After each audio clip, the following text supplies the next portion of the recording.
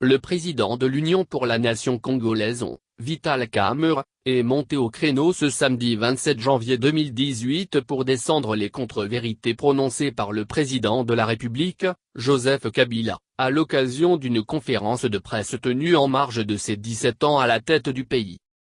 Faisant savoir que ce point de presse intervient après les événements du 31 décembre 2017 et 21 janvier 2018 traduisant le ras-le-bol du peuple congolais qui revendique les élections, conformément à l'accord de la Saint-Sylvestre et à la Constitution, ses droits fondamentaux de vivre dignement, l'on s'est indigné du manque de considération et de compassion de la part du chef de l'État, par rapport aux Congolais qui ont perdu la vie au cours des dits événements parmi lesquels Hussein Ngandu, cadre de l'ONU, section Kimwanza dans la fédération de Lamba et de Mademoiselle des Chats de Mwanza, abattu sur le parvis de la paroisse Saint-François de Salaquin-Tambo et le cas de cette autre dame qui a reçu une balle dans la tête devant l'église Saint-Dominique de Limete, et bien d'autres cas malheureux à Kinshasa comme à l'intérieur.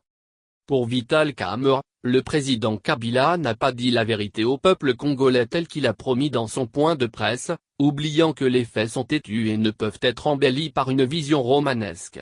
D'où les 10 contre-vérités qu'il a relevées au cours de cette rencontre. Première contre-vérité, la Constitution et son œuvre. D'après le président de l'ONU, la Constitution en vigueur nous vient des accords de Sun City. Elle a été adoptée à plus de 85% de la population congolaise. Elle est donc l'œuvre de nous tous avec obligation pour nous tous, y compris ceux qui avaient appelé à voter contre, à la protéger. Malheureusement, c'est le président Kabila qui, aujourd'hui, l'a violée sans ménagement pour ses intérêts politiques égoïstes. Le cas de la réduction de 2 tours de l'élection présidentielle à un seul a-t-il martelé. Deuxième contre-vérité, il n'est pas à l'origine de la non-organisation des élections en décembre 2016. Et pourtant sans désemparer la majorité a multiplié des initiatives tendant à éloigner les conditions de l'organisation des élections. On se souvient du fameux ONIP de triste mémoire et du projet de loi électorale qui conditionnait la tenue des élections à l'organisation du recensement général de la population. Sans les efforts de l'opposition et la vigilance du peuple, ces actions auraient pris corps et auraient saboté l'élan démocratique amorcé a-t-il appuyé. Troisième contre-vérité, le pays se porte mieux aujourd'hui. Joseph Kabila a sans doute une vision édulcorée de la réalité car la vie de la population est aujourd'hui au plus bas avec le retour des maladies autrefois éradiquées telles que le choléra à cause d'une totale absence de politique appropriée en matière d'hygiène et de santé. Dans quel pays vit M. Joseph Kabila? En tout cas, pas en RDC.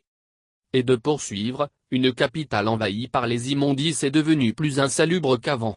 Une perte vertigineuse du pouvoir d'achat des Congolais, mécontentement des étudiants revendiquant le paiement en francs congolais au taux officiel massacrés par les forces de sécurité dans leur campus sans ménagement, grève des enseignants, des médecins et des infirmiers.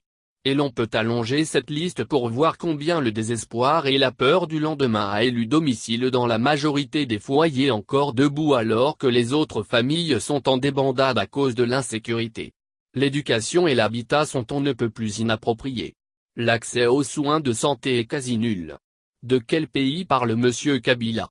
Pas la RDC en tout cas a développé le numéro 1 de l'ONU. Quatrième contre-vérité, au sujet de la solitude du chef de l'État. Pour lui, aujourd'hui Joseph Kabila est un homme seul qui s'isole et qui par la même occasion veut isoler le pays.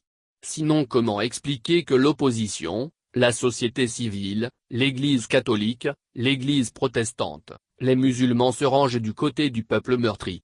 Comment se fait-il qu'il soit le seul à ne pas voir ce que tout le monde voit?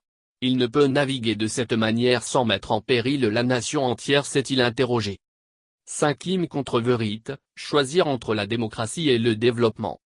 À en croire Vital Kamerhe, chercher à établir un conflit entre le développement et la démocratie c'est mal cacher ses intentions de demeurer éternellement au pouvoir car, il n'y a pas de développement sans démocratie ni démocratie sans développement. Sixième contre-vérité. Kabila a voulu transformer les Aïrois que nous étions en Congolais. C'est une insulte contre le peuple congolais. J'ose croire que c'est un lapsus lingue et qu'il va retirer par respect pour notre peuple a-t-il relevé. Septième contre-vérité.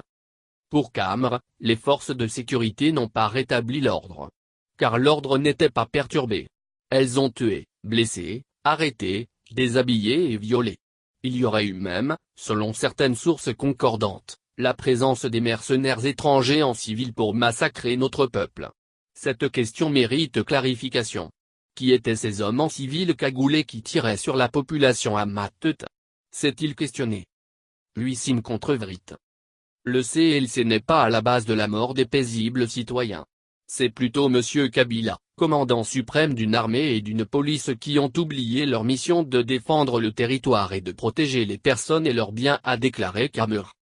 Novine Contrevrit. Alors que Joseph Kabila a dit que l'Église ne doit pas se mêler de la politique du pays, le pape est catégorique, c'est aussi la mission de l'Église de se mettre aux côtés du peuple opprimé. Enfin, Dixine Contrevrit. Pour Camre, le président Kabila n'a pas l'intention de quitter le pouvoir par les élections. Dans ses réponses vagues mêlant le processus électoral et le plan de développement à long terme, on comprend que M. Kabila est en train de rêver parce qu'il croit qu'il suffit d'effrayer le peuple congolais pour opérer un passage en force, a-t-il conclu.